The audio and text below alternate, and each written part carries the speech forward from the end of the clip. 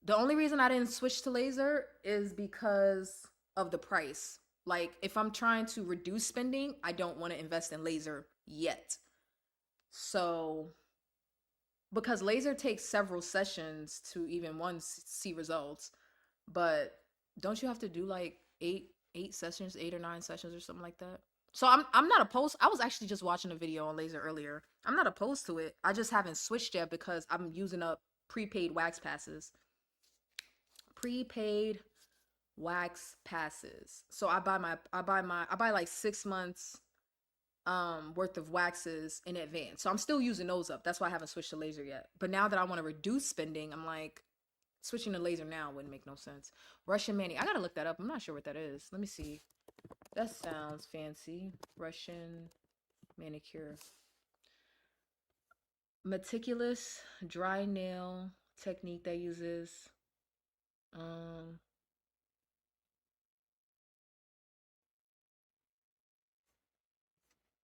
no water soaking is used, keeping the skin firm and easier to assess accurately.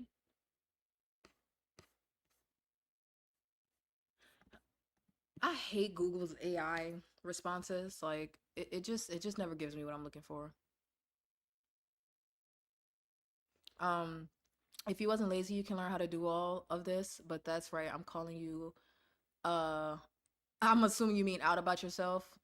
I know, Andrew, but if it's between like me learning to do my own nails or me not getting them done because like I'm saving money, they're not gonna get done.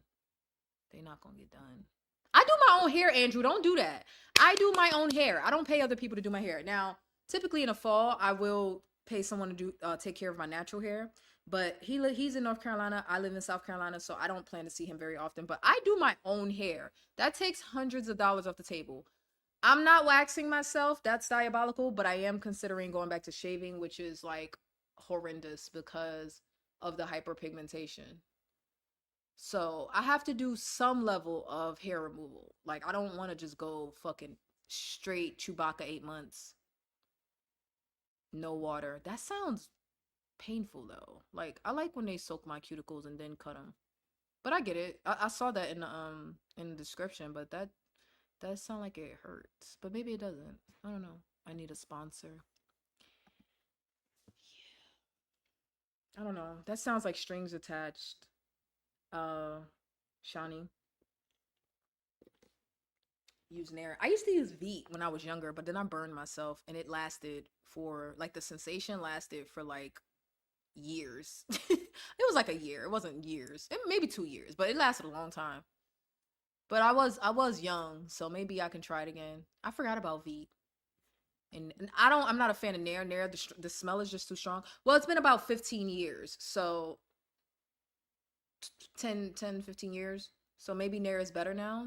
I always thought Nair smelled like a relaxer, honestly. Veet still around? Veet was always like more tolerable.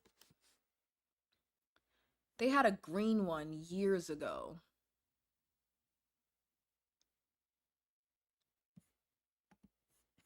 I'm surprised they didn't come out talking about these cause cancer already. Like I was using them products over a decade ago.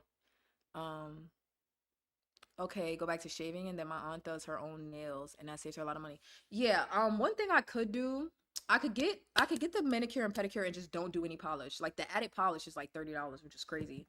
Or I can pick one to learn myself, which the easiest thing for me to do would be to switch to press-ons and still have somebody pedicure my toes once a month with no polish. Like just clean up the cuticles, do a soak and stuff like that, and get the cheapest one, not the $45 one that comes with a mask and a scrub and where are the $15 pedicures?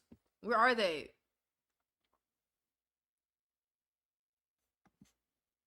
I just stopped. Hey, Paul, just stopped in something to say what's up to y'all about things I shouldn't hear. I'll holler at y'all later. I was dancing earlier, Paul. You missed it. I was joking, V. Oh, I mean, no. Guilty pleasure or confession of a guilty pleasure. I'll be listening to these compilations of people having relationship problems, and I find it to be fascinating. Like, people talk about get you a rich man, people talking about they don't like broke men, and men talking about women want too much, and uh standards. I am an outsider just spectating. So when you said sponsor, like, a video of these women getting flued out popped into my head, and it was like maybe they were nitpicking the compilation, like they were picking bad stories, but it was like these women getting flued out, and like they don't even like the person the way they look when they show up, the person don't like the way they look when they show just a mess. um I will send you a pack of my press-ons. They're all links. Oh, I was buying them on Shein, and they had like gummy bears, like little plastic gummy bears and stuff on. Like, I bought some outrageous press-ons for my birthday last year. And I did wear press-ons for my birthday, but I ended up deciding on some more modest looking ones, like some more classy, like some classy looking ones. But I had some like outrageous, like long, colorful. I think they're fun, but short nails, I've been wearing my nails short for the past year, and it's kind of hard for me to go back to the longer nails, or at least the past like 6 months, maybe 8 months. I don't even think my nails were long for my birthday this year in Spain. Um, Stay and learn about lady stuff. I learned to do my girl's nails. I consider myself a semi-pro now, and she loves it. How long did it take you to learn? I'm not sure, like, if I was dating, if I would want my boyfriend or guy, man, what term are we using these days, to do my nails, but help me with my hair for sure. Like, if I date, I need him to know how to take my hair down. Like, I need you to know how to take my braids out. I don't need you to know how to put them in, but I need you to know how to take them down, for one, without pulling my hair out. And the other thing would be, I need you to learn how to wash my hair. That would be nice. But nails, bye, Andrew. See you later. Maybe not. I suggest men learn to do their women's nails. It saves us all money. Listen, it costs, if I wanted long nails plus a pedicure with polish and all of that, you about to spend like $150, maybe 200, depending on where I go. And I'm gonna throw some eyebrows in there and a lip wax. But if I'm just getting my natural nails done with some builder gel, it's still gonna run you like 120 with my feet, you know? Best I can do is split it up for you every 2 weeks. Like, you get my nails done this week, and in 2 weeks you could give me the pedicure. And we could leapfrog if that makes it better. 25 is the cheapest pedicure I've seen. I would give a nail tech a hug and maybe a kiss if they gave me a $25 pedicure. But let me tell you something. One time I went to a place and I got a pedicure, but I got their base pedicure. I think it was like $35. Y'all know they didn't even put the foot soap in the water. They were so cheap. They just used plain water. I think they might have like cleaned my nails and filed them, and that was the end of it. And I'm like, I get I choose the base one, but you can't even put the little foot soak in there? Like, and it probably don't even do nothing. It probably is just for color, but you wasn't even willing to give me that. I'm like, wow. So I will say some of these places are just like outright overcharging. And to be honest with you, I wish people would just stop going. Like, I really wish we would just all collectively, to some extent, stop going. But I still go.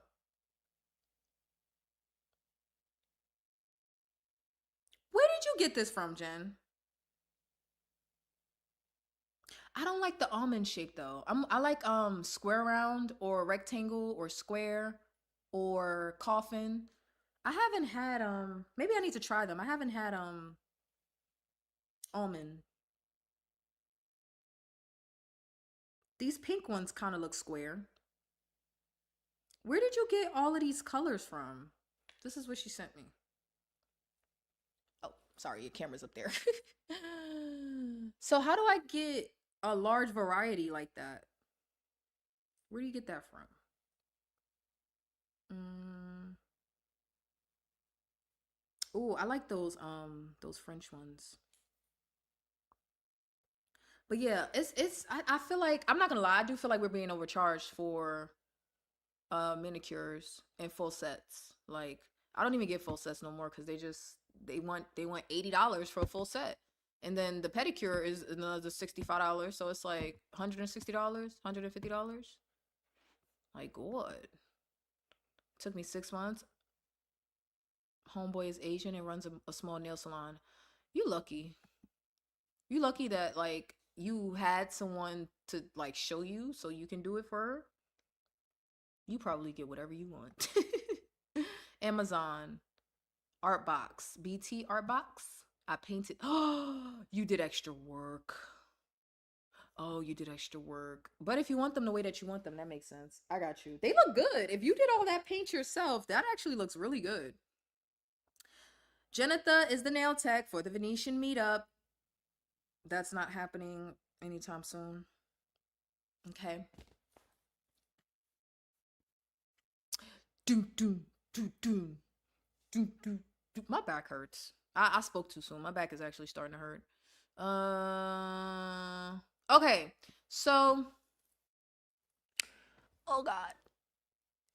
Oh, all right. So, I I am probably gonna like switch up the sessions every week. And to be honest, I do need a microphone so that like y'all can hear my commentary. It's hard to do it in silence, and I want to see the other girls doing it too. Yeah. I'm 10 minutes behind watching at 1.5 speed. I wonder if I don't think I was still dancing 10 minutes ago. So when you get to this part, you'll know what I'm talking about. But I want to see some of the girls shaking the tail feather in the background. What other type of dance? Y'all didn't answer my question. What other type of dancing do y'all like other than twerking? I get the same color as my toes, so it looks intentional. Yeah, yeah, that makes sense. I got my nails done a week apart, my pedicure and my manicure, but I made sure to get the same color. Like the builder gel is colored gel, not gel polish, but it's liquid gel. So who said they like builder gel? My builder gel doesn't come clear and then they paint it. It comes in the color that I choose. And then they have a matching gel polish that I get on my toes. But the polish is $15. Can anybody tell me why gel polish is $15? Why? Per person.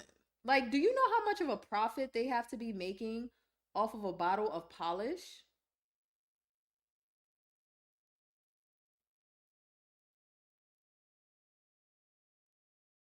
That makes no sense. I think a bottle of gel polish is by itself like $13. So imagine you get to do, I don't know, 50 people out of one bottle and you charging $15? Like goddamn.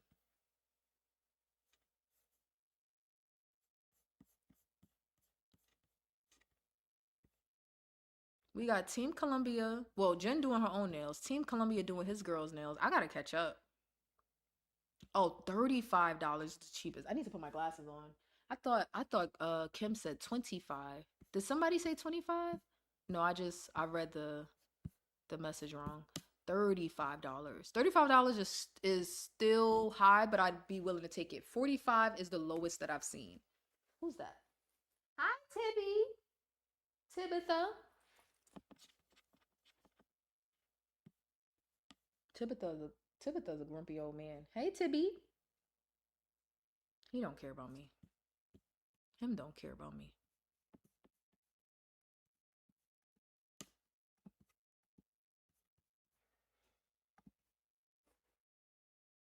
I need to eat something. All right, I'm probably gonna go make me some hamburger helper.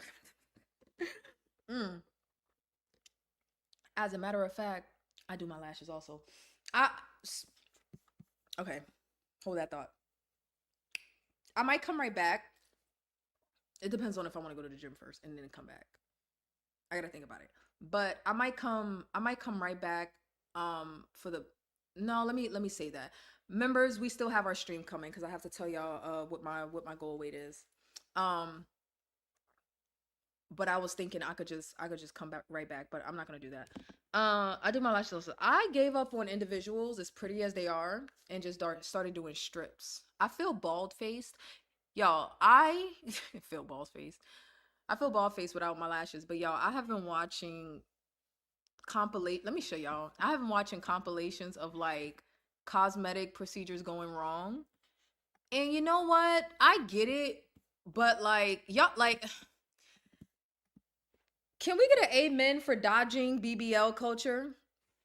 Now, if you're watching and you got a BBL, I'm not hating on you, but tell me your story because I want to know. Please. I want to know. But I've been watching like BBL horror stories, all types of like facelift mommy makeovers. And maybe that's just negative for me to be watching like only the bad I literally stuff. feel that sucking. Hold on. I have to show y'all this. Oh my god, I'm addicted. The channel uses AI, but like for commentary, but as far as the compilations, they are real TikToks. They are real TikToks. Let me show y'all this. Let me do it this way.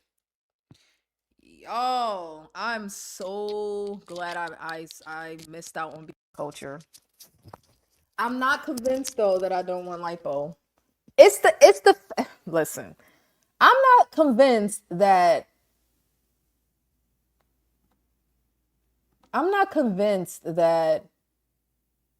if you are within 10 to 15, maybe 20 pounds of a normal weight, I'm not convinced that lipo is actually dangerous for smaller people. I'm not convinced. I currently have been wearing an overlay over my own nails for a few years. I get gel on my toes and told them this price is aggressive. It is incredibly aggressive. Like it's really bad. It's really bad. And you know what? I'm on this type of like thing of like I don't have to give somebody my money and then complain about the price. I feel like that's a contradiction. You know what I mean?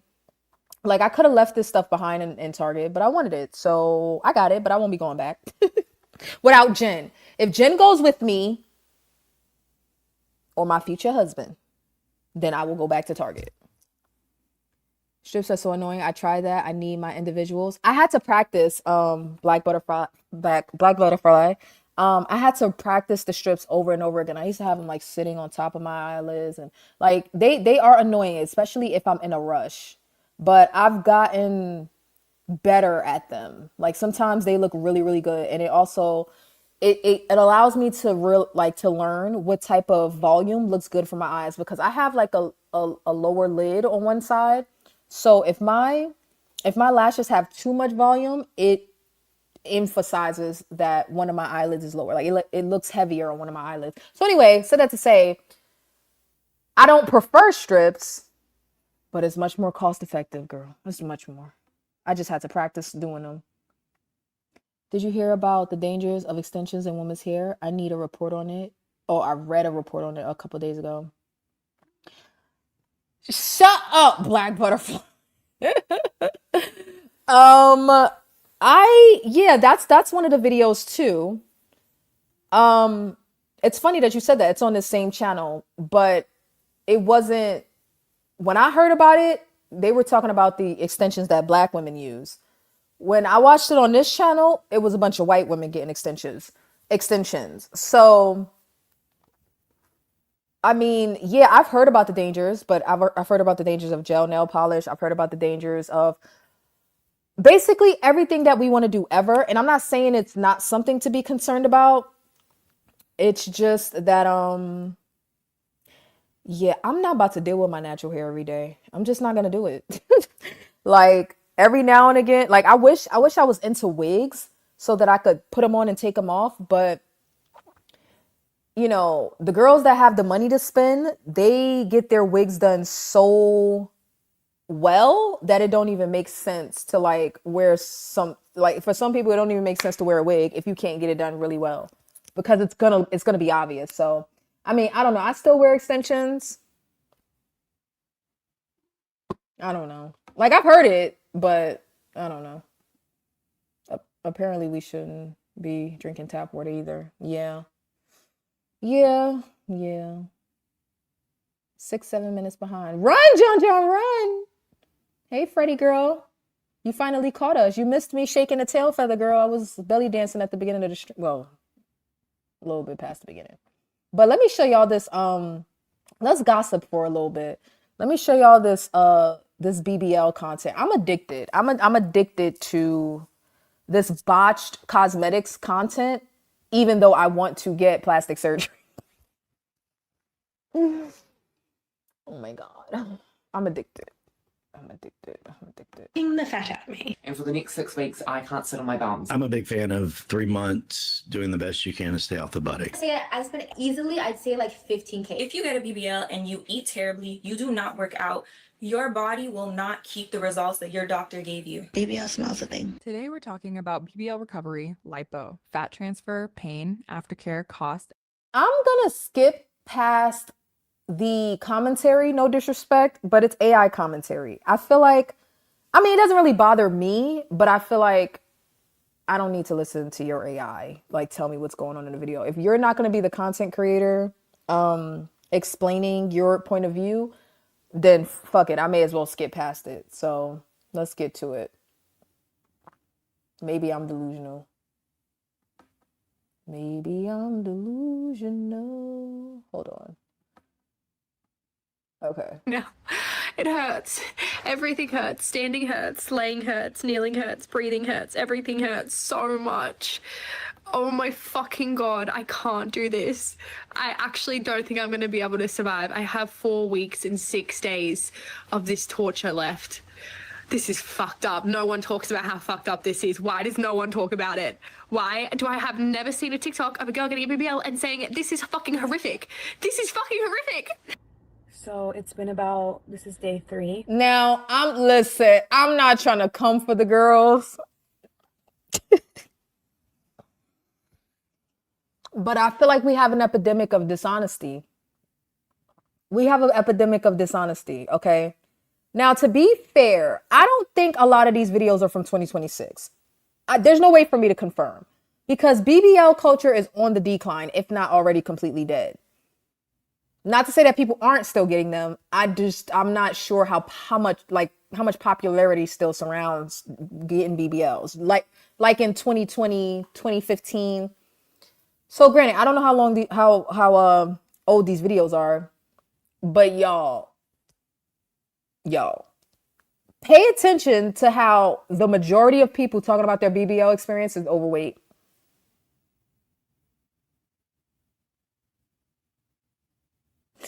Pay attention to how most of the people talking about getting a BBL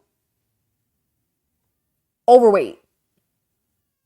Like, that doesn't mean thin girls don't get it, which makes no sense because, like, where are you even getting the fat from? But it's like, what is the point of getting, like, even at my youngest when I felt like I wanted a BBL, I didn't want a fat girl BBL. I didn't want fat girl cosmetics. Like, it just never made sense to me. It just never made sense to me. Like, I don't want my face and my arms and my legs to still be chunky, but you suck the fat out of my stomach and my back and put it in my butt. Like, to me, that never made sense.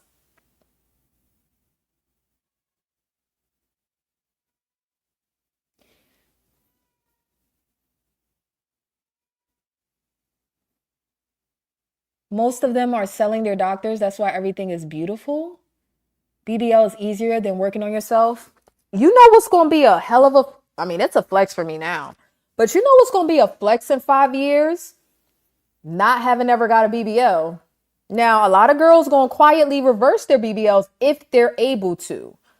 But what's going to be a hell of a flex is the opposite of a BBL. Like, I am so, like, okay, so it's taken me 2 years to lose 95 pounds. And it's taken me, we're in August, it's taken me 10 months to put on the amount of muscle that I have right now. It's a long process. But I'd rather have the body I have now, no shade, no shade, no shade, no shade. I'd rather have the body I have now than a lot of the BBL girls that wanted results overnight. I'm not judging them for it. because I believe in plastic surgery. It's just, thank God I missed the train. Thank God I couldn't afford it. Thank God I didn't like jump off the ledge when I was younger and get it done, because that's when I wanted it, when I was like 23, 24.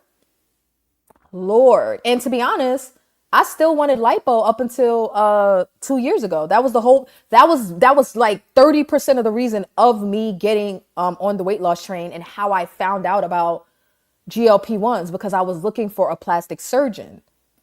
Like I knew when, like I thought it was going to take me a year to get the weight off. So by the time I got the weight off, I wanted to have a plastic surgeon already lined up to do the rest of the work. That was the idea. But instead I found GLP-1s. So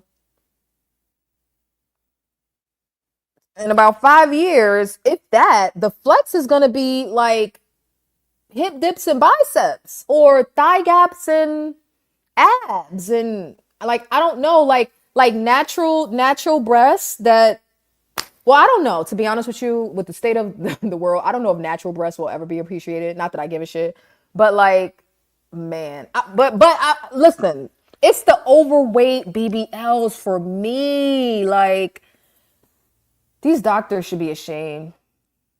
Being overweight and going under is very dangerous. When I got a breast reduction, that's all I could think about. That's all I thought about, not waking up. Oh my God. Like, seriously. John says, I hate BBLs. Don't get one, John.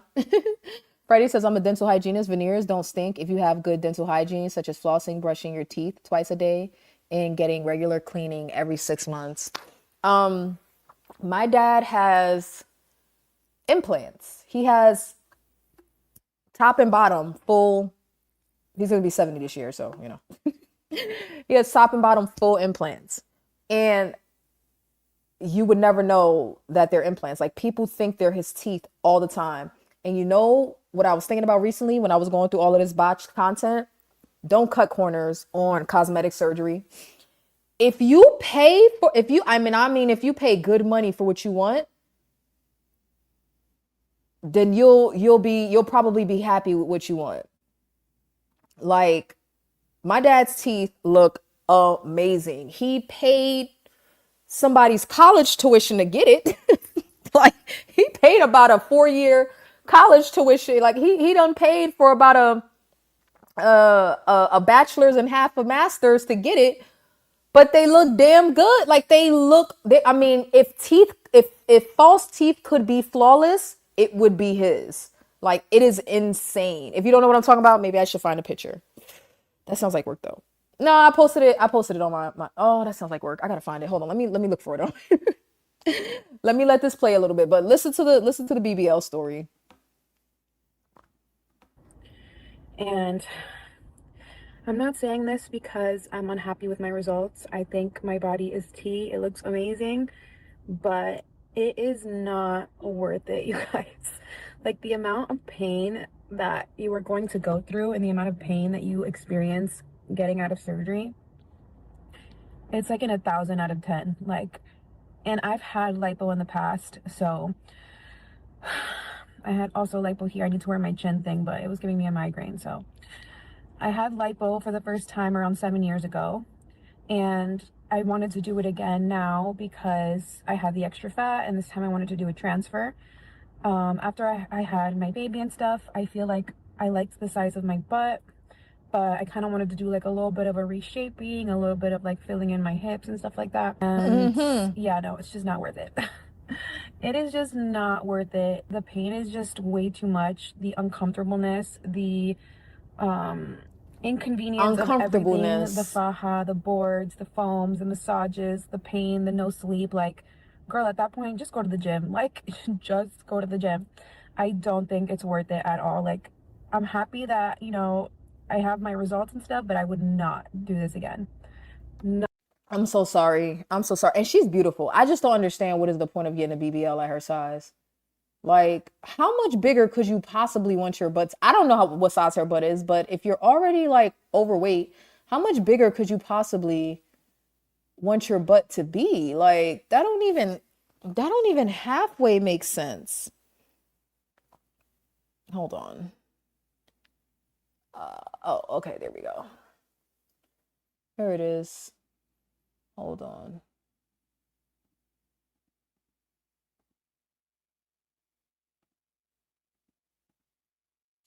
Hopefully you guys can. I don't know if you can see that very well. Let me see. Let me try to zoom in. Yeah, you can kind of see. I know it's a little far away. Let me take these off the stage. But yeah, Freddie says these patients walk in with thousands of dollars for implants. I mean, thousands of dollars. Yeah, like it is insane. Like but the thing is, like, hell, if you want good work, and I'm talking, he had zero teeth. I think my dad had like one tooth. Like, he didn't have no teeth. So how do you get all 50 some teeth correct? Like, how many? I mean, we got 52 teeth. How many teeth we got? 48? I don't know if you get your wisdom teeth pulled out. But yeah, his teeth look great. Like the picture don't even do it justice. Like, when he talks, you would think he has a mouth full of teeth that he was born with. Somewhere in South Carolina. I have no idea. How was the pain? He had temporaries for a while, and he had to eat soft food, but I don't remember. I said 52 teeth.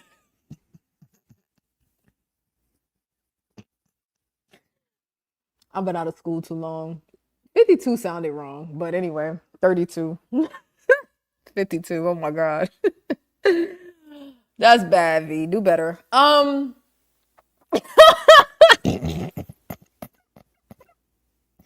be honest with you, I didn't even try. Like, that was I just pulled that smooth out of thin air. Like, that's hilarious. But I don't remember him being in a lot of pain. Like he had to eat soft food for a long time. Not even like eat soft food, but it was like soup and smoothies. And what's crazy is his temporaries looked good. I actually think in that picture he hadn't even switched to the permanents yet. Like, that was the temporary set to get his mouth used to, the having teeth in there. So yeah, like that was the y'all not gonna let it die, are y'all? You gotta laugh at yourself, because otherwise, what's the point of life? 52 teeth. 52. Let's go with 52. If you was a baby, you might have 52. Aren't you born with 2 sets of teeth anyway? Y'all not gonna. I'm only half wrong. Anyway, that would be 64, wouldn't it? How many teeth baby born with? Because don't you have your second set like hiding behind the first set? You're not born with teeth. Lord have mercy. You know what I mean? They're in there, but they're not in there. They're not out yet. How many teeth do babies get? Not babies, but toddlers. How many teeth they got? And when they fall out, they get a new set, right? But they don't have all 32 up front. Do they only get like 12 and then they get 32? I don't know. I don't actually know the answer. I don't know. Babies have 20. Oh, see, there's 12 teeth missing for babies. Okay. So that's 52. I'm right. I'm correct. If they have 20 when they get their first set, and then there's 32 after that, I'm correct, right?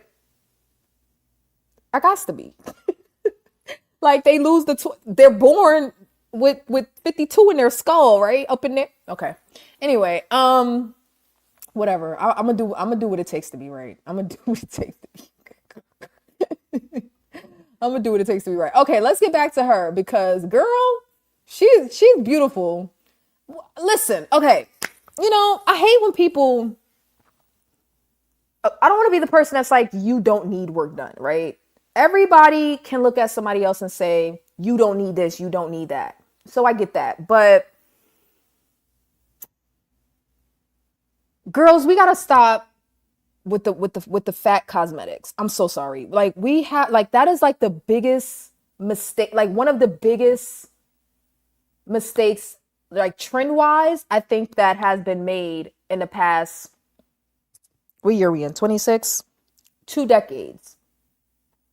2 decades. You know what I mean? So being overweight and going under the knife is not it. It's not it. Like, yeah, it's not. It's not. But let's continue. Not do this again. It's so crazy to me that how popular of a procedure this is, considering that it's like super dangerous, and what you experience after, it's like no joke. It is no joke. And I know it's like, who am I to talk because I did it, but I feel like I did not remember it being like this. That was worse. That was worse than childbirth. Like, seriously, the pain, worse than childbirth. When I woke up, I felt like I had been stabbed like 20 times all over my body. Everything burned. The anesthesia, I felt like nausea. It was just, I was like coherent and not coherent at the same time. It was just a nightmare. So today is day 3 post-op for me, post-op from lipo and a BBL. I just had my lymphatic drainage massage, my second one. Yesterday, we had to stop early because I just kept getting really nauseous when she kept working in this area right here. But I think it's because the drain is connected to here. So that was making me nauseous. Today, we had a really good massage. It was my second one. My massage lady, my masseuse, she is a queen. Like, yeah, it's painful, but it's not as painful as everything I've seen people say. So I'm about to go shower, you guys, and then get ready for the day with you. The biggest thing that comes up is pain. And I don't mean the kind people mention once and move on from. Women are saying everything hurts. Standing hurts, that lying down hurts. Yet the first time trying to pee or the fainting or someone flat out saying, Fainting. I am never doing this again. Okay, you guys, I just woke up. This is the third time getting up since I got home. This is not easy. It's so painful. Ma'am, I get it. This is hindsight. But like, you're not gonna tell me all of that pain for, let's say, a 3-hour procedure is worth 2 years of weight loss with some weight training. Like, I damn near I'm on the verge of lipo 360 BBL results from just losing weight and putting on muscle. Let me take the skirt off. Like, see, who said it? Black Butterfly was like, lipo what? This right here. This right here. Right here. But I'm still losing weight. But it's like, you can't tell me the way this lady about to damn near pass out, it like is worth not just taking a little extra time to do it the old fashioned way. Oh, no. And again, like, I'm pro cosmetics, right? I can't fix, like, there's nothing I can do in the gym to fix my breast post weight loss. Like, there's nothing I can do about that. So it would make sense, if I care, to do something about it cosmetically. Okay, right? You got breast lift, breast reduction, implants. That makes sense. And even those have their own problems. But we can do something about butts in the gym. We can do something about our waist circumference in the gym. What? I want to see her results, because like, what BBL? What are you? I can't see her butt, but it's like, you could see her top half. You're too heavy to be going under some knife for a BBL. Like, what are we even talking about here? Painful. And she was like, she about to pass the hell out. When I got up from the hospital the first time, my whole body was aching. I did not know what to do. I was crying everywhere. It was painful. And I was thinking, what about the medication? The pain medication they gave to me wasn't working. It took time to work. I got home. Actually, even before I left the hospital, I was crying. I was hysteric. I was crying for my mom. I was crying for my grandma. And I got in the car and I told my husband, I'm never ever going to do it again. I'm never going to do it. I got to the hotel. It's the same thing. Everything was painful. I tried to get into the bed. I could not. I tried to do anything. They said I should eat. I've been drinking these protein shakes. Don't worry, this is the protein shake. Some of it's spilled. This is what I've been drinking, and it's been very helpful. And then I ate. I had some ribs when I woke up the second time. Ribs and broccoli, which was nice. This is my third time waking up. I feel so much better. Each time I go to sleep and I wake up, I feel a little bit more better. I have been taking the medication every 6 hours. I feel a little more better. But now the issue comes when I have to go pee.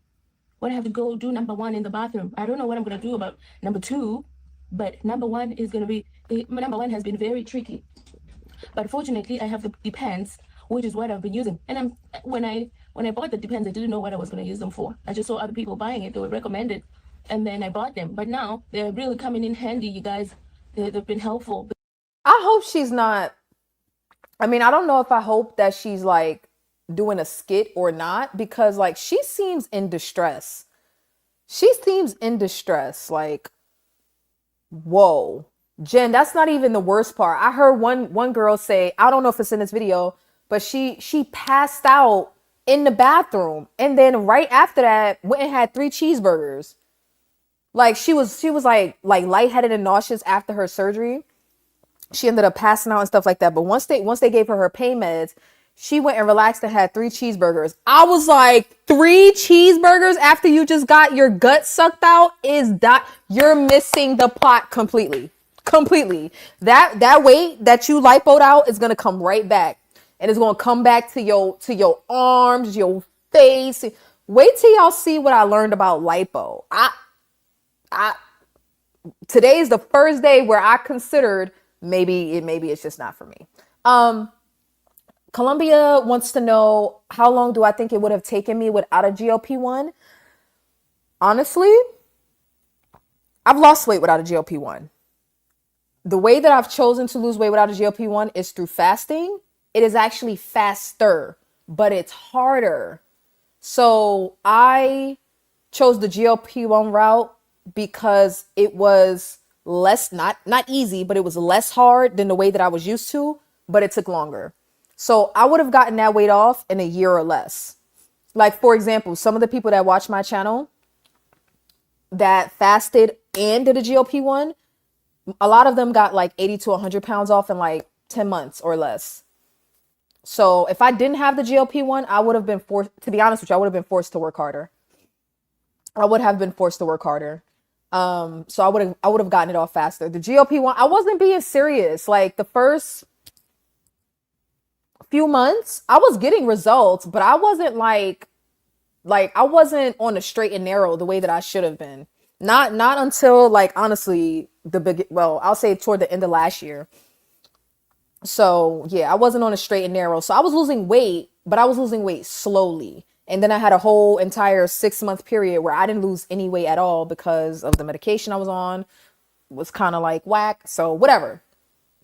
So, but yeah, in my opinion, without a GLP-1, for me, not for everybody else, but for me, I would have chose fasting like I always had in the past, and I would have gotten the weight off faster, but the process would have been harder. Like it would have been more difficult. Because fasting is hard. That shit is not easy. It's hard. I ain't feel like doing all that. Sydney says, I'm back. What is this woman crying about? Does she have a BBL? Asking because she appears to be kind of laying on her stomach. Yeah, she had a BBL and she is in distress. She is in distress. Because my I don't want to take the fupa, the faja. The all in all, fupa? each time I have to go. Not I the don't know why they didn't fupa. give me one with the zipper. But hey, I think I am. My body's looking a little. What do they call shaped? Yes, augmented. Yes. Argumented. Augment. I don't know that word. Well, yeah, my body's looking. I hope this shaped. is a skit. That's all I saw. I have not really seen anything, but I think I'm happy. I don't know. I'm just happy that the first phase is gone because I was dying. I'll keep you updated. Let me drink my protein shake. Oh, I just woke up. I'm okay. I'm okay. Please. I did good.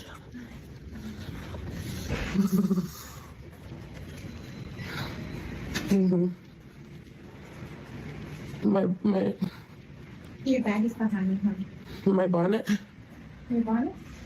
Not doing well. Bag. I can't stop shivering. Like what's up? How do you feel? I'm okay. You're okay. Oh, you're cold. Thank you, God. Thank you, God. Okay. Is your butt hurt? I want my medication, but they said I have to eat. Okay, I'll buy you some crackers. Okay. Thank you.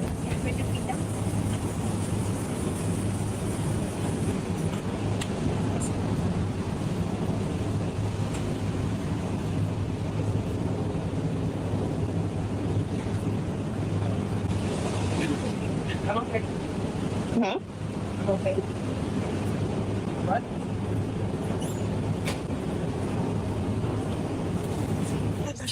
I'm okay. I'm okay. What were you just sitting on? What? What were you just sitting on? A pillow? Child. I'm okay. You're not in any pain? Of course I'm okay. You don't seem like you are. It ain't that bad. Oh, okay. Well, then great. That's great to hear. I need the Percocet right now. They didn't give it to you while you were up there? I don't know what they gave me. Ask the lady. Christiane, ask her what they gave her. What medication did they just give her? Yeah, the medication's But they gave her something while she was up. Did she take a Percocet already? No, not yet. She has to eat first. That's why we recommend her. I ordered Sankojo. Huh? I ordered soup. Oh, I was like, what the hell is that? Okay. Okay. Not that one up. You comfortable? Yeah, I'm straight. Thank you guys so much.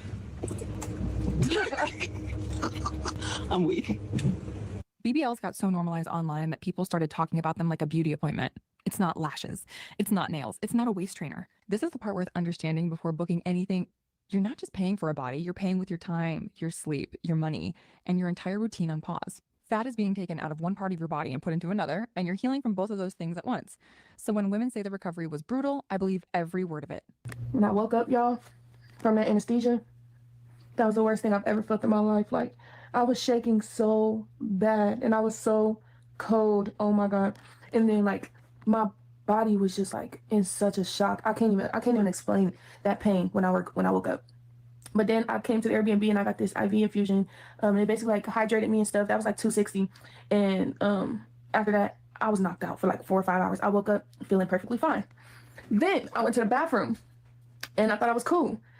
It took so much energy out of me to pee. As soon as I stood back up after I peed, I fainted, y'all. Like, it was so scary. I fainted and I don't even remember fainting. I just looked up and my friends was in my face asking me, talking to me, saying my name and stuff. So after that, I got on my knees, and when I was on my knees, I came like straight back, like I was really like up.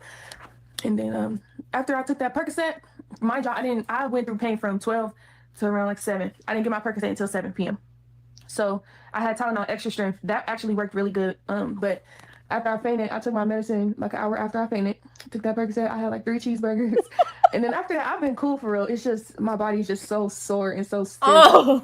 It's so sad. Like it fucking sucks. But my appetite, I've been having appetite and everything. Pain level has not been bad. I've been making. She look like a fat girl too, to be honest with you. Like, I'm not saying fat as in like a derogatory way. I'm saying fat as okay, overweight. Like, it's the overweight BBLs. Like, that makes absolutely no sense.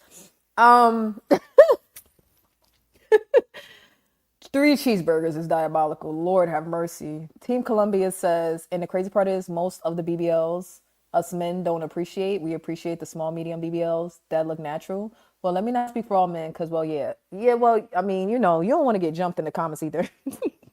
No, but, you know, I would speak for yourself only because we're not going to pretend that social media for years, for at least 2 decades, didn't reward the BBL aesthetic over the natural aesthetic. Like, we're not going to pretend that all these girls were just doing these procedures because they wanted to look good to themselves. Like, it was for you niggas.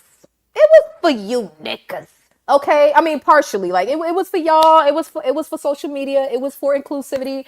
Like, we're not going to pretend that the men's wasn't fawning and floundering around over BBLs all 2010s. I don't know how old you are, Team Columbia, but all the 2010, 2015, up to 2020, I said 2 decades. It wouldn't have been that long. That would be too far back. But like a decade and a half, definitely back to 2010, right? Think Nicki Minaj. Like, we're not gonna pretend that the BBL aesthetic wasn't greatly awarded or rewarded through social media, through Hollywood, music videos, rappers, like, yeah, all entertainment.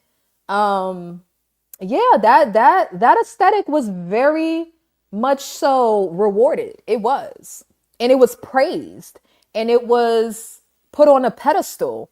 And now that I'm older, thank fucking God for age. Oh my God, getting older is the best thing that has ever happened to me. Because now I have perspective, and what I've learned is trends come and go. That sounds kind of like common sense, but when you're young, you don't know that. Like when you're 20, you don't know that a trend is just gonna fade away. I virtually can't believe that like the way BBL culture is being flipped on its head by a smaller, more petite aesthetic.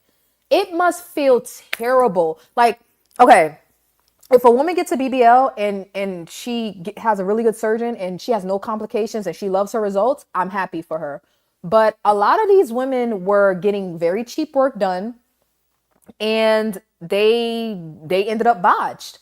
But even if let's say they didn't end up botched and they got their work done, imagine seeing the world, not the world, but the country transition slowly but surely toward a more petite aesthetic.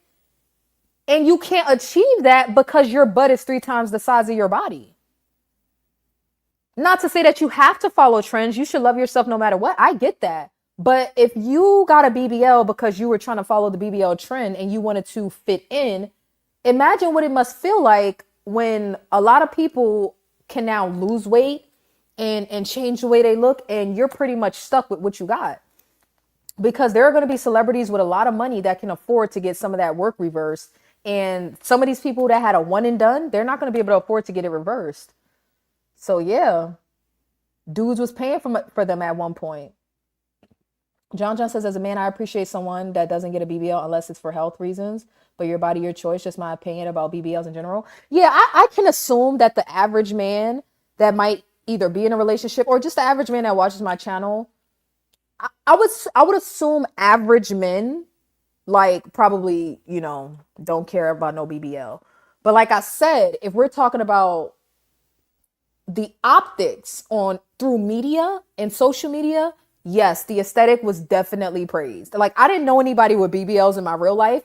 And I think that's the problem with living our lives online. You start to think that what's happening online is happening everywhere. So unless you're in Miami, LA, where the fuck else? Maybe Houston? Like, where else is a BBL popping at? Because, I mean, I guess I gotta put New York on there because of the rap girlies. Like, but outside of that, like, who's getting, like, outside of these cities where the aesthetic is currency, where is that popping at? Atlanta, maybe? Like, where is that really popping at? In Colombia, the look was natural. Then women started getting BBLs and it just looked enormous and outrageous. I agree. I agree that the idea was to, it stands for Brazilian butt lift. The idea was to mimic the Brazilian natural kind of physique, I guess. And it just got to a point where it was like the bigger the better. And again, we have an epidemic of not telling the truth because like some of this shit been looking bad. I've seen some body work that looks amazing. It looks fantastic. Like I've seen people, usually celebrities, that have phenomenal surgeons. And their work looks really good on them. But oftentimes they're not. Regular people and celebrities, influencers, they have some fucked up looking work. They have some terrible looking work. My husband said, don't you even think about it. Get a BBL, Tamika. Brazilian woman took the BBL look way too far. Brazilian women? I think, how could Brazil, are you saying Brazilian women were getting butt lifts? I don't know. I can't even argue. I actually don't know. I don't know. But let's continue. TikToks and everything, y'all. Three cheeseburgers, y'all. Like, 3 cheeseburgers. I can't do too much. Like yesterday, I was trying to clean up a little. I was taking breaths. I was so tired, but I actually regret getting my BBL sometimes. I got a BBL back in 2021 in the middle of the pandemic, and the reason why I say I hate it sometimes is because the way that it's shaped. The way that it's shaped is a little, I don't know. Don't get me wrong, like the body still be a little T a little bit, but a little bit. And certain stuff, it's giving real boxy. And like my expectation, like I don't know exactly what I expected myself to look like. Like I wasn't even shaped like what I thought I was gonna look like. Not only that, but like the weight gain. Like when you get your body done and you realize that like you really T, you start doing certain things, drinking and eating certain things that you feel like you couldn't have done before because your body already where you need to be. But it catches up with you, and it catches up with you fast. After a year, like I was over 200 pounds. No, I'm dragging it. I wasn't 200 pounds. I was probably like 185, but that's close enough to me. BBL update day 6. So it looks really good from here, but Squidward. it still looks wild. That looks I'm terrible. still really swollen as well. So why can a BBL not look the greatest outside of clothing? It's really simple. You're adding volume, you're adding fat to an area. Some of that fat's going to die. It's just a given that when you do fat grafting, you lose between 30 to 50% of fat and maybe sometimes more. You'll see that someone who's had that surgery, if you've had that surgery, you've been given a cushion and things to sit on to try and not put pressure on that, because pressure will also knock off some of those fat cells. So when everything heals, there's no guarantee that that exact curve is going to be the way it is. There will be some loss of fat, there may be some dimpling, some of that fat might calcify, so you might get a hard pebble-like feeling, and some of the fat can liquefy as well, so it can give you like an oil cyst. So if you're looking at it, the larger the area you do, the higher the chance that there'll be some loss of fat, and so the contour that you get might be camouflaged, but in some circumstances can give you some of those changes, which then again, out of clothing may not be what. A lot of people treat a BBL like a one-time fix, and it's not. You still have to eat well, still have to work out, still have to take care of your body afterward. But one person said it plainly, get a BBL. My number one regret is my BBL, deadass. And it's not because of, the new skinny trend or whatever, no. And it's not because I was botched. That would be crazy if I was botched. No, but it's not because of that. I just hate the way it messes with like how I perceive myself and my self-image. You think you're going to go on that table and it's just a one and done surgery and then that's it, you're going to be happy. That's not the truth. That couldn't be farther from the truth, actually. The reality is you get off that table and you start becoming hyper aware of things you were never insecure about in the first place. Then you start to have this mentality of, okay, I was able to fix this one thing, I could just fix this too. You understand what I'm saying? And I just feel like I haven't had peace since the day before I got my surgery. This is my last one, unfortunately. If I'm being honest, I would do another one. Another BBL? But my last one, I had a really bad experience. I lost a lot of blood during my surgery, and it has nothing to do with my surgeon. He was an amazing, amazing, amazing surgeon. And I wish I would have gone to him like the first 2 times. I'm not sure I believe her. Like, because now Jen got me thinking, if you didn't like your surgeon, would you say it? Would you tell us? Would you tell the world? I don't know if y'all would tell us. And why are you getting more than one BBL?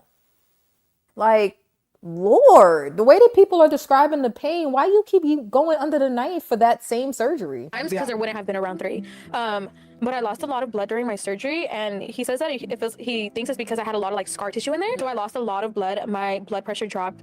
It was literally at like 40. Oh my God. Like, they rushed me to the emergency room. I was so out of it, like the first 4 days in the hospital. Like I was like, obviously I knew I was alive and I wasn't like in a coma or anything, but like I was literally just there, like asleep the whole day. Like I couldn't get up. Like I had no blood. I had to get blood transfusions. I knew I was in the hospital. None of my family knows about this. Like I was completely by myself. I went to go get the surgery by myself. Nobody knew. Nobody knew that I went to get the surgery. Nobody knew that I was in the hospital. So this is the first time everybody's hearing about this. Yeah, literally. Like even my doctor came and visited me in the hospital, and he's like, you have to tell somebody, you have to tell your family. And I was like, it's okay, I'm gonna be okay. But like, yeah, I was freaking out in the hospital, like when I would like gain consciousness, because like I could hear them obviously like in the emergency room, like just going crazy. Like they were literally like ripping my clothes off of me, cutting my clothes off of me, like sticking stuff off of me. And then they were there, I would hear them say like, oh, like I had to get a CAT scan of my body because they thought that I was like internally bleeding. Yeah, because like I just kept losing blood. That's and my my blood pressure wasn't going up. And during that whole week, no one even was like texting you. Actually, my sister-in-law found out because she had my location, so she called me and was like, why the hell are you in the hospital? And so I told her like, oh, I had surgery, like blah, blah, like it went bad. And she was like like so shocked, like, you are so stupid, why did you do that? Like, one woman said her regret wasn't really about the surgery itself. It was about how it changed the way she saw herself. She thought she'd fix one thing and be done with it. And I'd been hearing about these girls going to Turkey and getting them done for like half the price. So that's what I did. I found. Sorry, another overweight one. I'm sorry. Like, because to me, if you overweight and get a BBL, you're just gonna look heavier, no? Like, I get improving your shape, but you would just look heavier, no? Because she didn't take care of it the first time. They think the GLP-1 is cheating, baby. They just keep getting on the table. Ooh, child.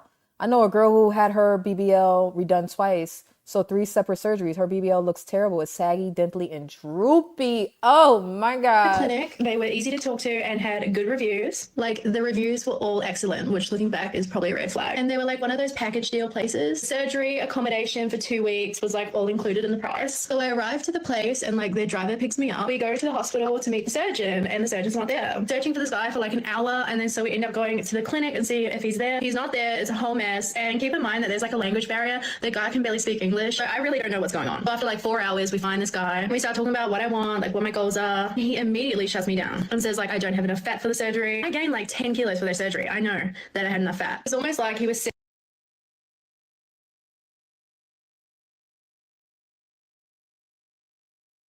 My bad. I'm sorry, but some of y'all are asking for this stupid ass shit. I understand medical tourism, but how your surgeon don't speak English?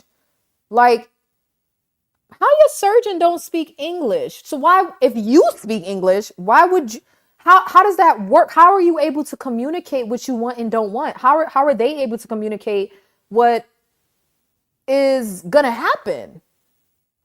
Like, when I go to Thailand in December and I get a consultation, I mean, whether I go back there or not for the actual procedure is a different story, but just for a consultation, in order to consult me, you got to speak of my language, because I don't speak theirs. So a lot of these countries are prepared for medical tourism, so they're gonna have staff that speak English.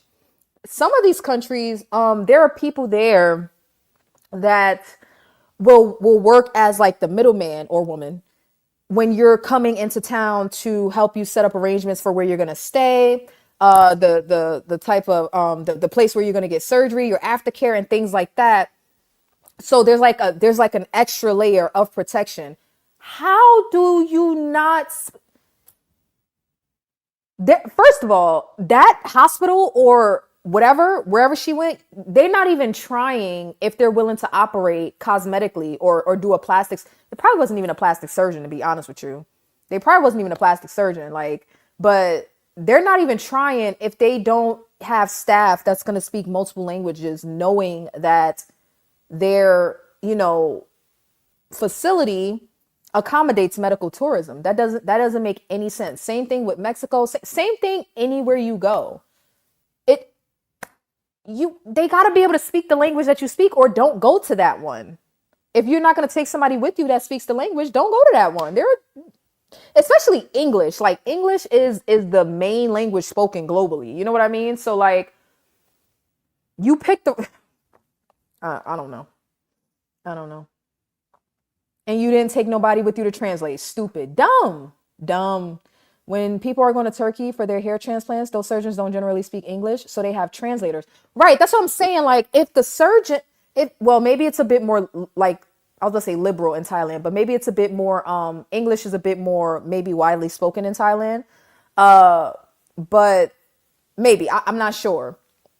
But like, why would you not have a translator? That's what I'm saying. Like, some of these countries, you can hire people to act as a bridge, like, between the language barrier and the, learning about the, how to get around and stuff like that. Like, they will walk you through the process, but you got to pay for that. So it's like, and you can't, to be honest with you, you can't depend on the facility to have a translator if they already don't have people that speak multiple languages. You know what I mean? So it's like, I don't know. Have a good night, Team Columbia. Yeah, that's crazy. That's crazy. Setting me up for low expectations early on, so I didn't get disappointed. Anyway, surgery day comes along, like in the operating room. I kid you not, it was like everyone's worst nightmare. I was on the operating table getting surgery and I could literally feel everything. Basically, when you get lipo done for a BBL, they have this rod and they like stick it in you and it sucks out all the fat. I could literally feel that sucking the fat out of me. It was like this burning, the most excruciating pain I've felt ever. And I was paralyzed, I could not move. All I could feel is the like tears streaming down my face. Obviously didn't give me enough sedation because I felt everything, and then I remembered everything after. I could literally hear them like gossiping while they were doing surgery on me. I must have passed out like from the pain or something, because the next thing I remember is waking up and knowing that something was not right. Woke up freezing cold, like my body was literally vibrating. I know theatre rooms are cold, but I have had a few surgeries and I've never woken up like that. My body was not coping. I was projectile vomiting everywhere. I woke up lying on my butt, which like when you get a BBL, you're not meant to put any pressure on it for 6 weeks. Otherwise the fat cells will die. I was trying to tell the nurses, but they were like, no, it's fine. Like, this is how we do it. I was just stressing out thinking I've just paid all this money and now I'm getting ruined by sitting on my butt. So I always completely forget about this part because of just the trauma of the whole thing. But as I was getting discharged, a male nurse literally groped me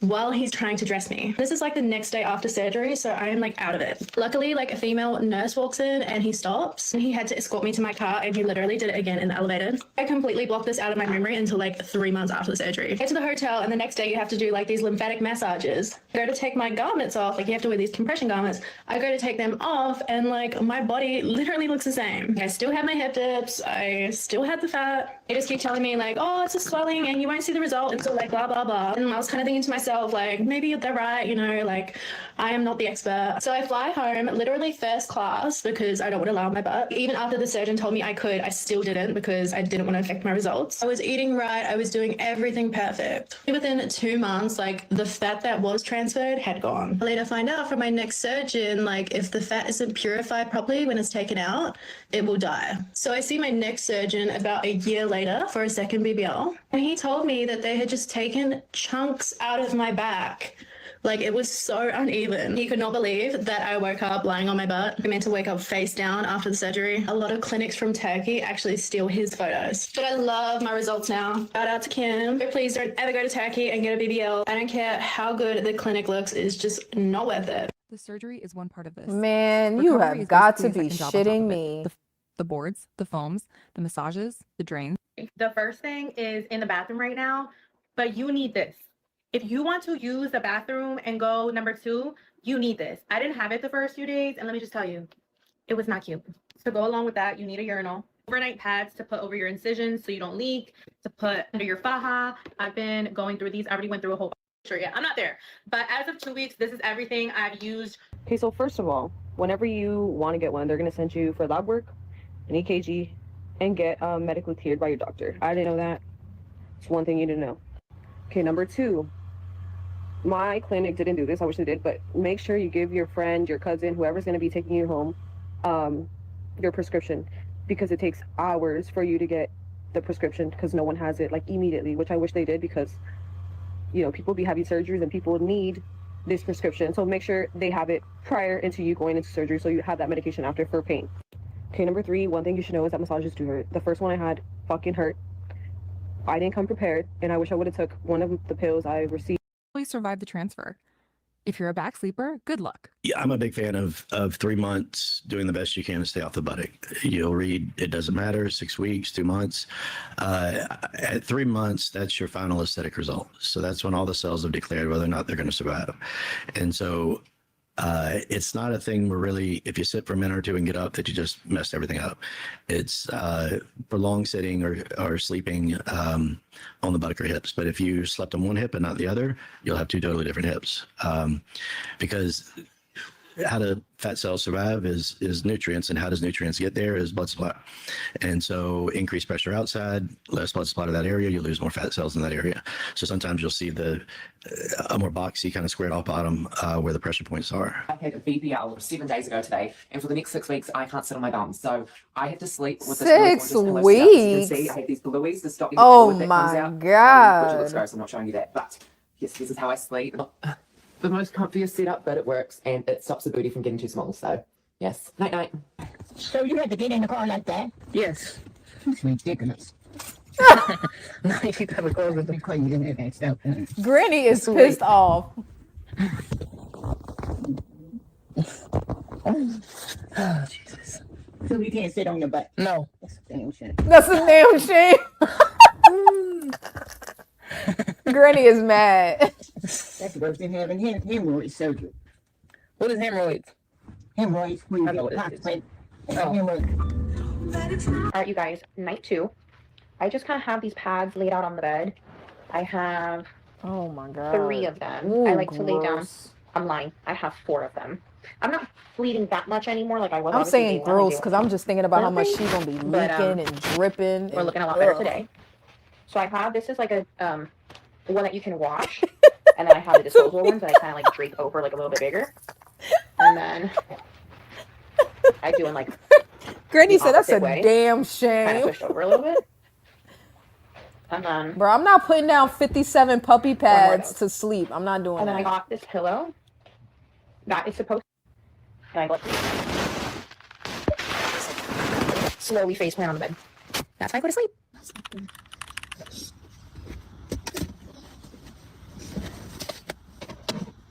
Okay. All right. Maybe I should put the seat back a little bit. A lot of it. Ooh.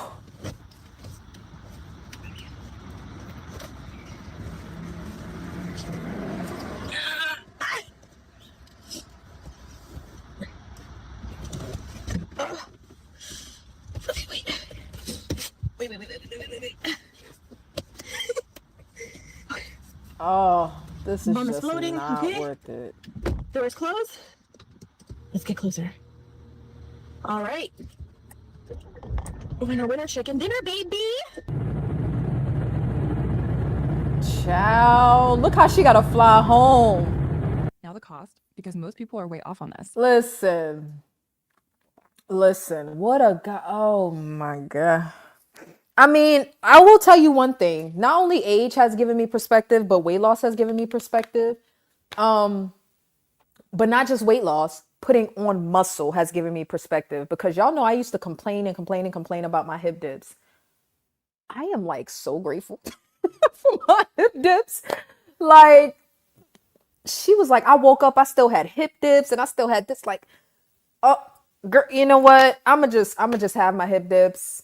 I'ma just have my hip dips and call it a day. Like, it just is what it is. Cause I mean, like I've said before about building muscle, things look like things look a little off when you start losing body fat. I mean, things look off when you're 100 pounds overweight too, in my opinion. But when you start losing body fat and you don't have muscle in certain places, yeah,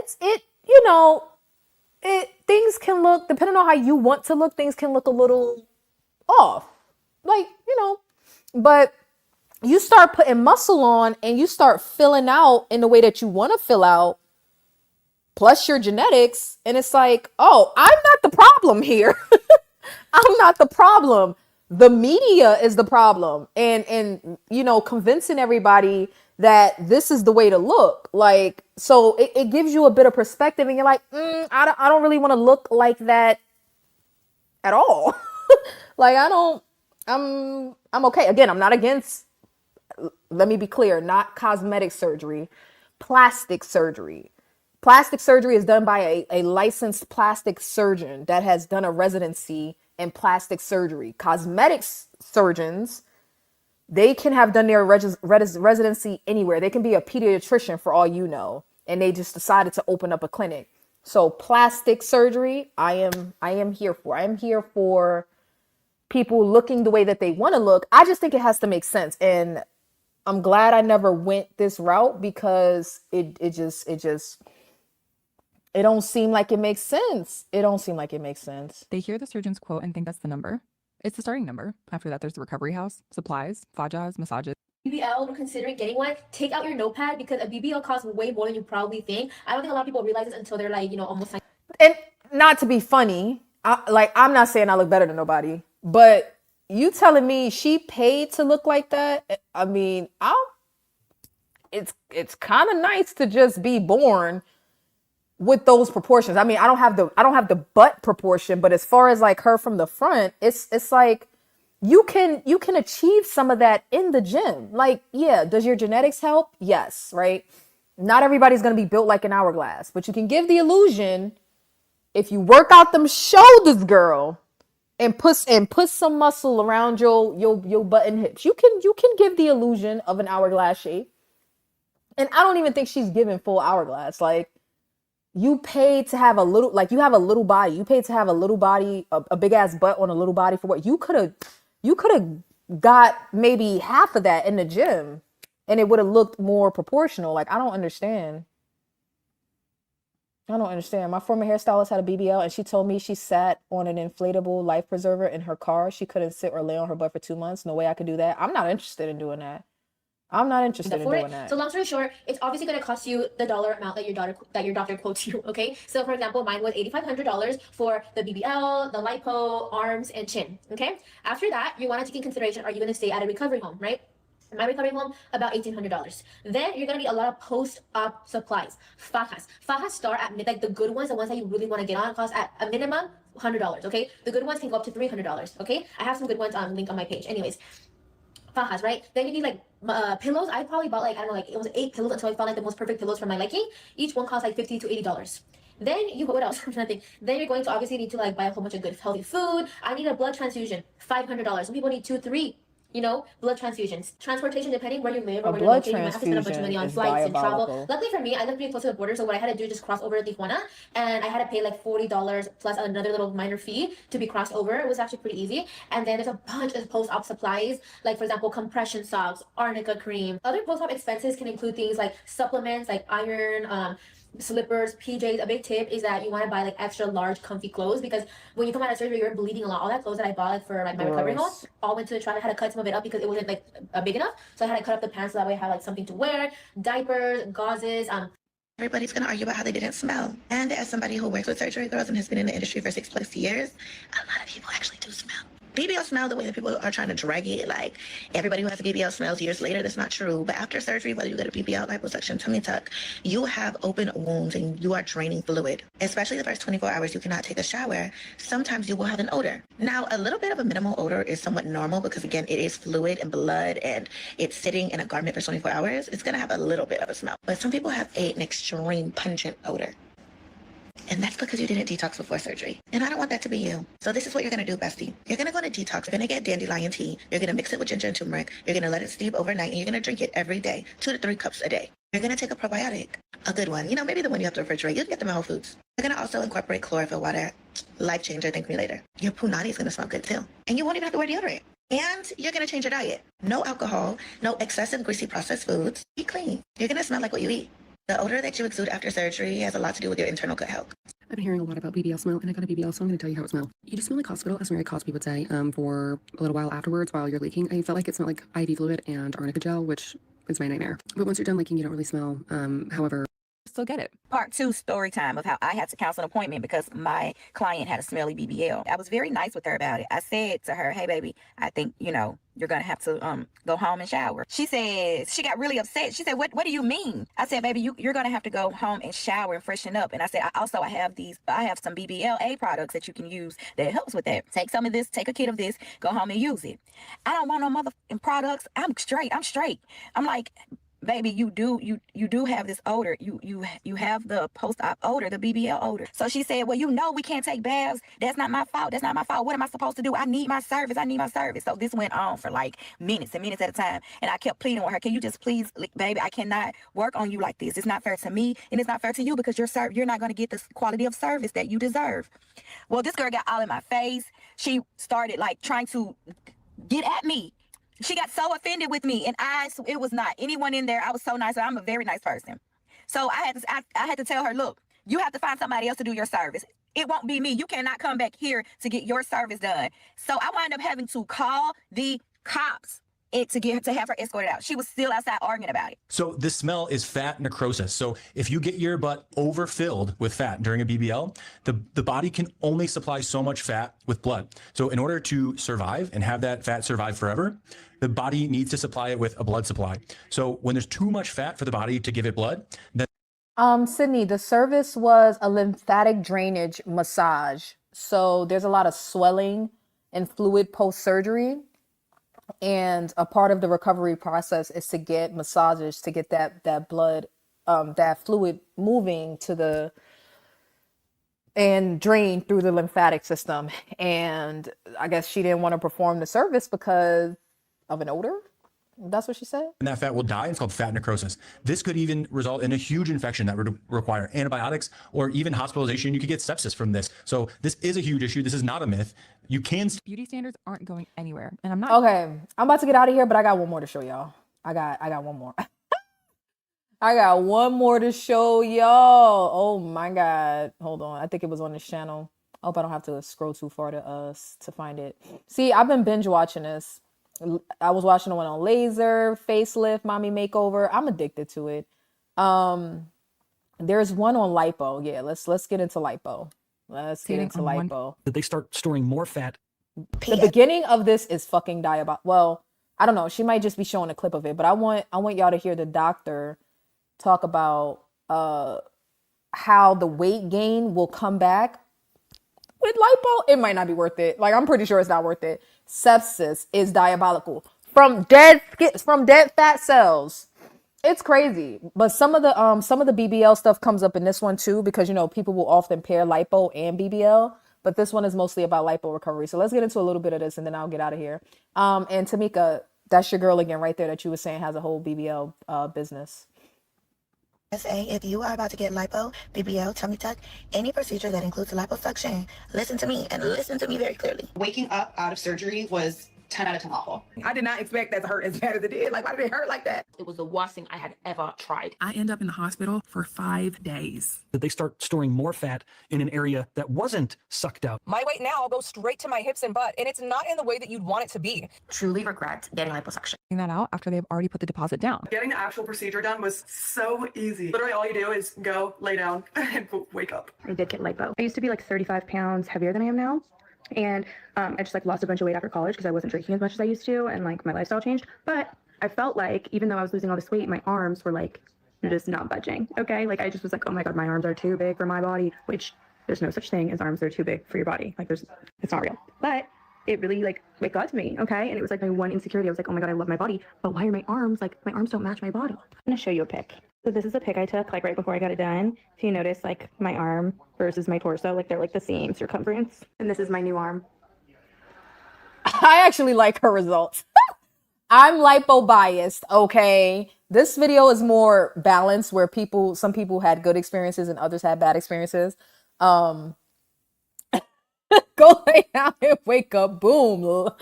Listen, I like her squinty arms. I like it, but you know, I'm gonna just go ahead and keep doing what I'm doing, lifting weights. It was honestly like the easiest process ever, and the recovery was like not that bad. I was in Hawaii for Tana's birthday, like literally 2 weeks later, swimming in the ocean, which is not recommended, but I was doing it.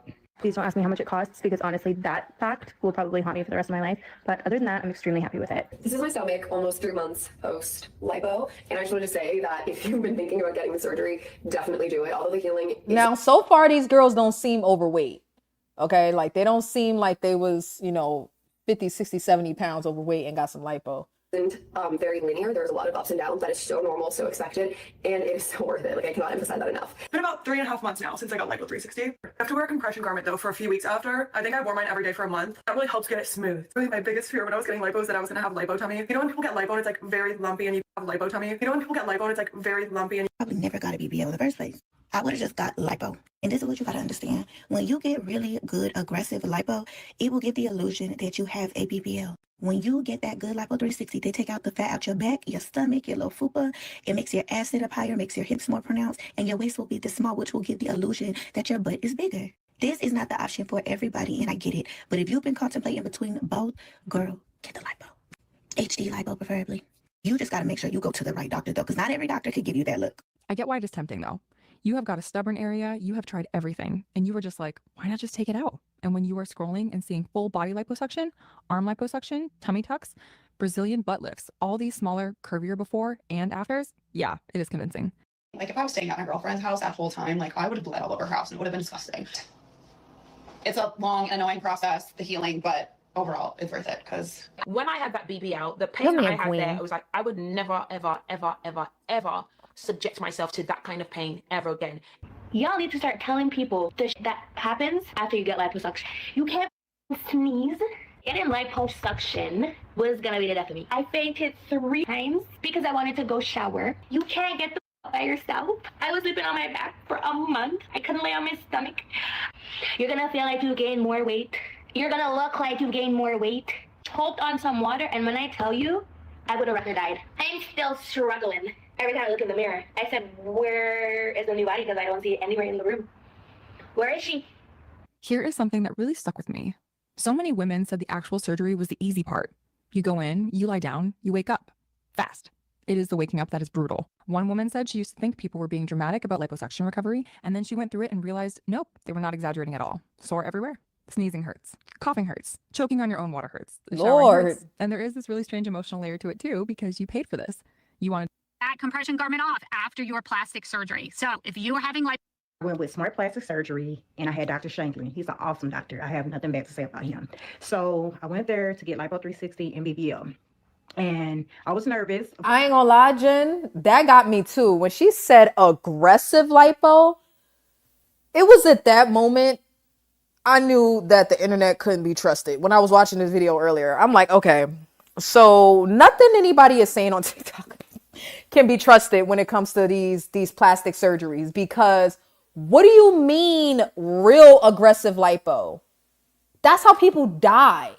Like, that's how you get a fucking fat shoved into your arteries or blood vessels, because they're being aggressive. Like, it's not like these girls lose weight and then they want to take a little off the love handles. They want to get in there around the fucking organs. Like to be honest with you, my upper back is off limits. I don't want you nowhere near my rib cage. Like, I don't need you fucking around up in here. I know the girls want to get the bra fat and all of that, but like, stay away from my organs in my rib cage. Please stay away. Like, and at this point, I might not, I still got more weight to lose, so I might not even need like a little lower belly and a little love handle. But like, I should be done in 30 minutes because like, I don't really have much left. And I think that's what lipo is really for. It's not for big people. Why are they giving out big people lipo? Listen, aggressive is diabolical. That's where I draw the line. I can't sneeze, child. Reports going in and stuff like that, because you just never know like what's going to happen after these surgeries. So I prayed. So luckily I went out of surgery. Y'all do everything but research though. Like, I'm sorry, prayer is not the answer to everything. I'm not trying to minimize prayer, but y'all, I prayed. It don't seem like you did no research, girl, because this one about died. Let's continue. Everything was well, but a day later I was having complications. And when I say complications, it led me to be in the hospital. Like, it was real bad. So a day later, like, I was having a hard time breathing. I was short of breath. My heart rate was so high. And I'm like, how is that high? I'm just sitting here resting. And it was at 140 resting. So I'm like, something's not right. Like, is this normal to have short of breath? Things like that. So I didn't want to take no chances. So I went straight to the hospital. So the ambulance came. I went to the hospital. So when I went to the hospital, they immediately wanted to do like a CAT scan on me to be sure that there were no blood flowing through the lungs and stuff like that, or any blood clots. Through the So they did that, and lungs. the first thing I'm like, just had surgery. I don't supposed to lay on my butt. And they said, well, this is an urgent scan. We have to do it. So I had to get the scan. Luckily, no blood or anything like that, no blood clots. So they gave me fluids, ran through the IV, blah, blah, blah. But as I was lying there, it went even higher. And when I say higher, like, it went to 175 just resting and sitting down. All the lights on the little thing or whatever, it was red. I was scared. I was crying. It took them a minute to come in the room. I'm like, what is you doing, like on TikTok or whatever, blah, blah, blah. I don't know, but it took them a minute to come Oh to the room. my So I was God. scared. I instantly called my mother, because I'm like, well, I don't know if this is going to be my last, time breathing. I don't know. It was really scary for me. I was there. It was me, and then my friend, she was there as well. But my mom, kids, and other family was at home. So I FaceTimed her. I tried to FaceTime my friend, and it was real scary, But fast forward, they was able to get it down. They gave me meds to help with the heart rate. But then the next day, I was still having the same problem. And I'm like, what is going on? Like, I Oh was my asking a few of the God. other girls who had surgery with me. I'm like, are y'all having shortness of breath or anything like that? And they all said no. So I'm like, why am I the only one to have this problem? Like, what's going on with me? Like, I never had that type of problem. Like, what is going on with me? Never mind. Let me shut up. So I'm like real nervous.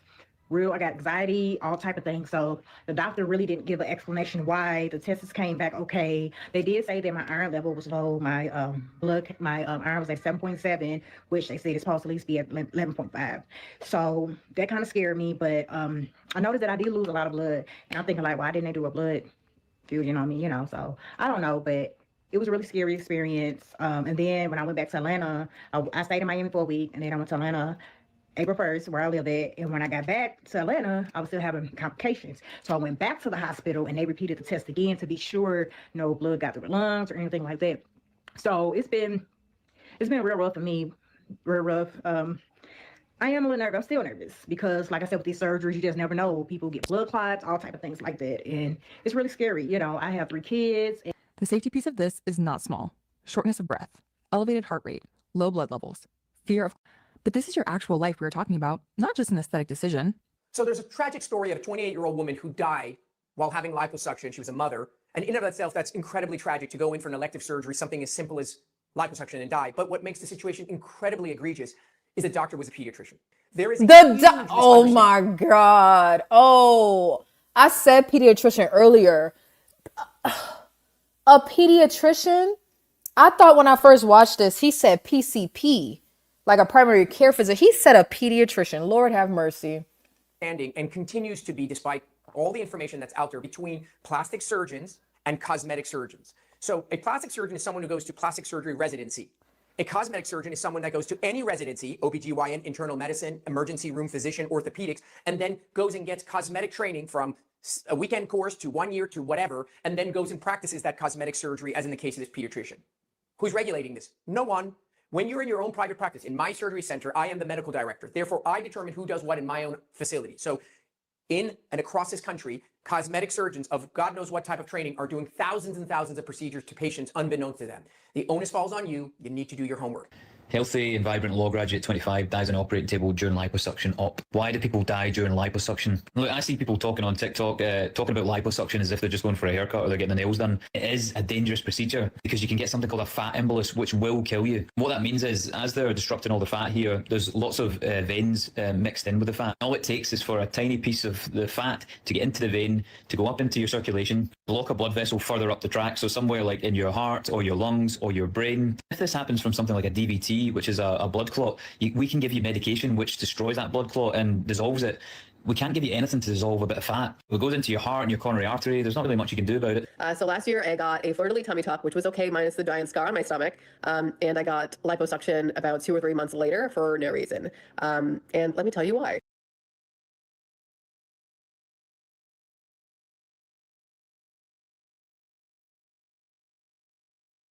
My bad. How in the entire fuck do you get a tummy tuck and then lipo 3 months later? I mean, she gets it now, talking about something for no reason. You think? You don't say. The internet and TV will tell you that liposuction will solve all your problems and you'll wake up from surgery like 50 pounds lighter and looking like a brand new person. 50 pounds? And I would have known that if I actually researched it at all. They can legally take out about 5 liters, which equates to 11 pounds. And you can do a lot to lose 11 pounds in a much shorter amount of time than it takes to recover from liposuction. So unless you're getting a very specific area done, I got my back and my thighs done. And now my back and my thighs are covered in scars from where the cannula went in. And I also occasionally still feel a random burning sensation from where they went in on my hips. Wow. The fleur-de-lis again was okay. But I would highly recommend you do not get general area liposuction. Go get yourself a nice pair of knockers instead and keep it moving. Just don't waste your money. 4 reasons I will never have liposuction ever. Reason number 1, the drains. They are horrible. Now you get the drains with the boob job and with the tummy tuck as well as the liposuction. So I had 5 drains in total. Out of all the drains I had, the one in my back for the liposuction was by far the worst. It was the most painful. It had the most fluid and it just was horrendous. There was minimal fluid out of my boobs, there was minimal fluid out of my tummy, but the back one from the liposuction was just insane. I had to have it in the longest. It was the most disgusting. It was the most painful and uncomfortable. And I just would never, ever choose to go through that again. Reason number 2, the bruising and swelling. So I expected a lot of bruising. I expected a lot of swelling from the tummy tuck. I did not expect that 4 weeks later, when all the bruising from my tummy tuck was gone, most of the pain from my tummy tuck was gone, that I would still barely be able to touch my back because of how tender I am from the liposuction. It is crazy. It is by far the most painful bruising out of the whole lot. My boobs, there's no pain in them at all anymore. There's minimal pain in my stomach and the swelling's really dying down, but my back is still so swollen and still so tender to the touch. Reason number 3 is the itchiness. Your whole body is itchy. From the second you can start feeling it again, you are constantly itchy everywhere. So the whole way across here, right up my sides and right up my back right now is just painfully itchy. All I want to do is scratch and scratch and scratch, and I've been told that that's completely normal, and I know it's completely normal, but it is absolutely infuriating. You don't get a second's rest from it. It is starting to die down now, but I have been nothing but insanely itchy for almost 4 weeks now. And number 4 is the results that you get. I feel like I got the majority of my results from the boob lift and the tummy tuck, and whilst I do think the liposuction had an effect for how painful it is, how long the recovery is, and how infuriating the recovery is, I just don't think it's worth it. If I had the choice to go through it again, I think I would get the tummy tuck without the liposuction. The drains and the leaking. Ciao. I was not ready for how much this came up. Fluid, Gross. blood. Even though you're able to sleep on your stomach or your side, it takes weeks to months before you're able to sleep on your side or your stomach. You have to sleep on your back with your knees propped. Also, the skin tightness in the front. Even though you're able to sleep on your stomach or your side later, you're not able to fully arch your back. So if you're the type of person who likes to arch your back when you're not going to be able to do it the way you did before. The complications that we may deal with could create a scar line that's way more visible than you expected. Also, the appearance of the belly button. Sometimes the belly buttons look really bad. You don't want that, but it happens. The pain. Obviously, we know that it's painful, but how painful will depend on every person. I wasn't expecting the liposuction to hurt worse than the actual tummy tuck.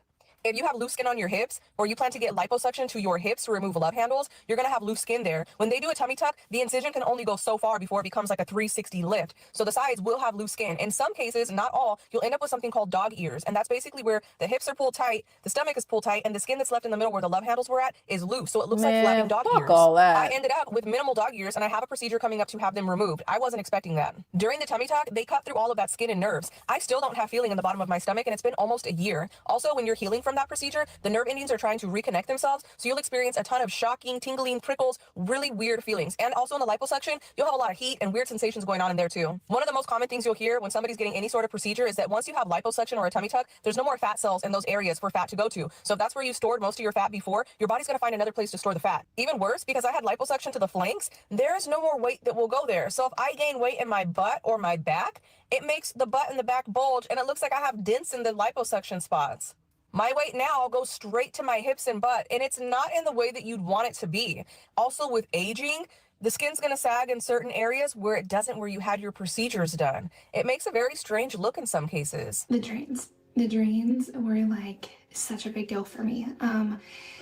For some reason, like I feel like they're the worst part. They're in the way. They are Uncomfortable stretch where you just have to trust the process and wait. It's deeply problematic for metabolic health, and that's because, as a reminder, it's not the mass of fat we have that matters most when it comes to metabolic health. It's the size of our fat cells. So let's imagine an individual who has more fat than they want in some particular part of the body. The best way to help reduce that fat is to shrink your fat cells. So that's very important for people to realize. When you lose weight, you're not killing fat cells. You're not getting rid of them. You're shrinking them. Hashtag GLP-1. And small fat cells are very anti-inflammatory. They're releasing hormones that fight inflammation in the body, and they're very insulin sensitive, which helps the body, by extension, be very insulin sensitive. So very healthy. Small fat cells are healthy fat cells. The problem with liposuction is that you are going in, and rather than shrinking the fat cells, you are sucking them out. Now, let's say, like a study that was done in the US in women, they found that when women had liposuction from their buttocks and hips area, which is where most women gain their weight, which is because of sex hormones telling her body to store that weight there, they may look at that fat on their buttocks and hips and say, there's more than I want, I'm going to suck it out. So they do, but they don't change their habits. So they're still eating the same way they were before. 3 cheeseburgers. Essentially, now they have fewer fat cells, but the body wants to store that same amount of fat based on how they're eating. In other words, there's enough insulin telling the body to store a certain amount of fat, and there's enough calories to fuel that fat storage. But the fat would be saying, hey, we don't have all these fat cells in the buttocks and hips like we used to. Let's go somewhere else. And so it's no surprise that over the ensuing years after she's had liposuction, not only does she not experience any improvement in any health marker, nothing gets better with regards to her health. And that is, again, reflective of the fact that it's the size of the fat cell that matters. Maybe she has lost 10 kilos of fat. That might be a little much for liposuction. 6 kilos. And you would say, well, you have 6 kilos of less fat. Clearly you're healthier. And yet they're not at all. Nothing has gotten better. And then if you follow them over the years, they cannot gain that fat back on their buttocks and hips because it was literally sucked out. And adults have a hard time making new fat cells. So it's no surprise that they start storing more fat in an area that wasn't sucked out, namely their belly. And so a woman who's gone through liposuction, yes, she will have lost fat by liposuction at her buttocks and hips. But if she doesn't change her lifestyle habits, the body will take those 6 kilos and say, well, I need to store those now somewhere else because you're eating in a way that makes me want to store that much fat. And so her remaining fat cells that are intact get bigger and store a bigger burden. And so over time, it's no surprise that health outcomes can start to get worse. By having fewer fat cells, she's increasing the burden that the remaining fat cells have to carry. Not only does that result in a change in where she's storing fat, namely storing more on her abdomen, but all the fat cells will get bigger, and thus metabolic health can get worse.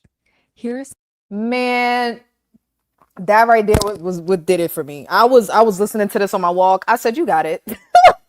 You got it, because think about it. He actually used the opposite analogy. What's really happening is the girls are getting their stomachs and back sucked out. So the hips and butt is taking on the majority of the load, and the arms and the face and everything else. And so they end up extremely bottom heavy. Now, the remaining, because you can't get everything sucked out in the belly. You can't get everything sucked out in the belly and the back, especially because these people be 40, 50, 60, 100 pounds overweight. So you can't get everything sucked out. So the fat cells that are remaining get bigger. That's why a lot of them will regain weight in the ways that they don't like. And some of them will even be like, I don't feel like I look different. Like months later, a year later, they'll be like, I don't feel like I look different. Yeah, because the fat cells you had left got big as fuck. Like Sydney said, fat cells talking. Let's go somewhere else. Like, you still eating 3 cheeseburgers. You still eating ribs. You still eating the same shit you was eating that made you a big back in the first place.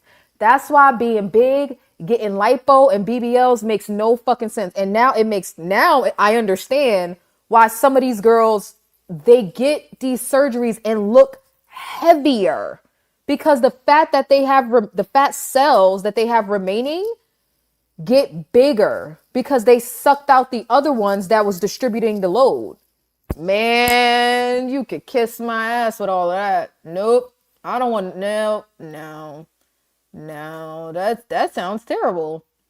If you don't eat well, you don't exercise, and you gain weight, you can gain weight in other places. Like, for example, like I'm not as like snatched as I used to be right after the lipo because I had like none of this. Like this did not exist when I had it. It was like very tight. That's because like over time we're just gonna start eating like bread and rice, and those are things I love to eat. Like I'm Asian, I love noodles, I love carbs. Like so over time you'll start to slowly, like it'll slowly creep in. And the thing about lipo that I realized, and it is true, like what people say, when you do gain weight after liposuction, it goes elsewhere. So I notice like if I'm not really good with my diet, I'm not working out as much, I'll notice that it's actually going to my hips, which is like, I used to never ever gain weight on my hips. I had like tiny little hips. Not tiny, but like it was very, small compared to what it is now. So I definitely have a little bit of a butt, which I feel like a lot of my Asian friends are like, oh my gosh, I want a butt. Because we, a lot of Asians tend to have like flatter tissues, and we want a little more like of that voluminous, like, voluptuous look. But that's what I noticed. Like the weight will, instead of going into like my love handles or in my tummy area, it will go to my ass. So be careful with the lipo. Like you don't want to do the lipo and gain a ton of weight. That is like bad, because I don't know where the other fat will be distributed to. I've done the 360 lipo, but I'm not happy. Now, man.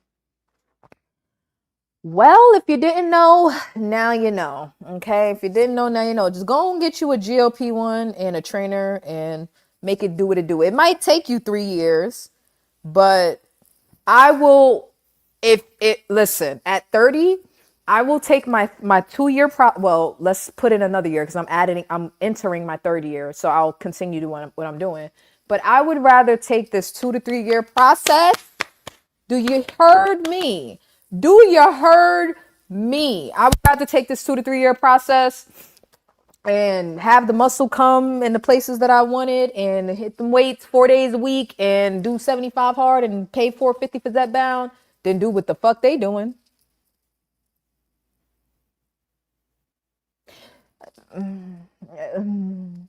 Okay, like so now the trend is like going in the opposite way, and I feel for the girls that's heavy as hell, and they gonna see some of their favorite celebrities quietly. Like we seen Kim K. She been got her implants out. She been got her ass to fit her body size now. She was looking redonkulous 10 years ago, 10, 15 years ago. So I don't know, but that's pretty much it. I'm gonna go head out to the gym. I thought I wasn't gonna go, but I have a bit of a second wind now. I'll probably eat something first. Yeah, I'll probably eat something, and then I'm gonna head out to the gym. Thank y'all for hanging with me while I did my workout. I was in this bitch hot and I was tired. I think I'm gonna do it once a week and pick out different sessions, and I might even find another instructor to whatever, another instructor to follow. I don't know, my brain is somewhere else. All right, so like the stream if you haven't already. If you get a chance to hype during the playback, or if you see it tomorrow or something like that, if it comes up in your feed and you get a chance to hype, make sure you hype. And if you have any comments for me on the playback, make sure you leave me a comment, and I will see y'all in the next one. Good night. Bye.